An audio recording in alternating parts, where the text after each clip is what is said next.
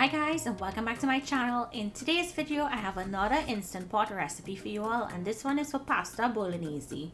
It's a one-pot recipe, and if you don't own an instant pot you can make this on your stove and transfer it to your oven. This one is going to be super easy to put together as usual. So to start this recipe, we're starting off on the saute mode in our instant pot.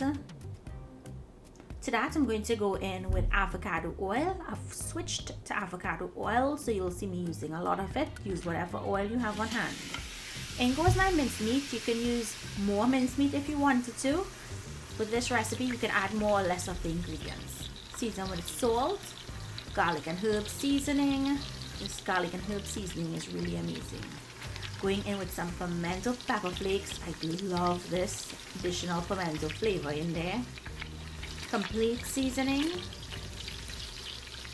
and I'm going to start to break up the meat, and we want to allow this to cook until it gets crumbly and brown. If you wanted to make a vegan version to this or vegetarian version, you would switch out the meat for either tofu or mushrooms. Now we're going to go in with onions and fresh pimento peppers chopped. And we're going to allow that to sweat for about a minute. Allow the onions to start to get tender.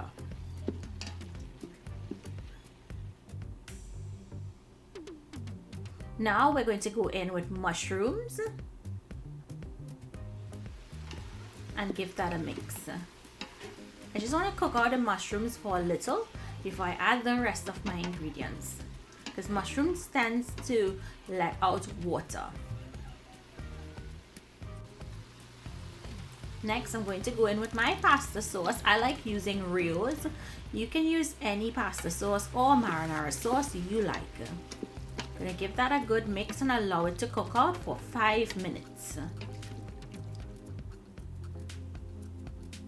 Now at this time, we're going to go in with our pasta. Now I'm using the colored rotini. You can use any type of pasta you like, penne, whatever you like, feel free to use it. In goes Parmesan cheese and some Italian cheese.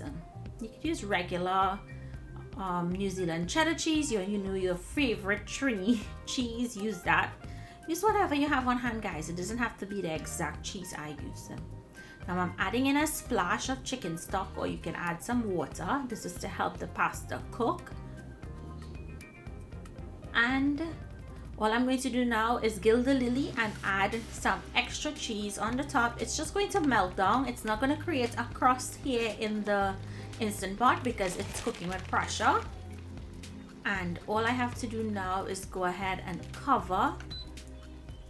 And you want to take off the saute setting, and we're going to put on the pressure cook setting. And we're only going to be doing this for 2 minutes. Remember, it takes 10 minutes for pressure to build up, so we just need 2 additional minutes. You want to make sure and vent to make sure there's no pressure in there. Then remove your lid, and then your pasta is ready.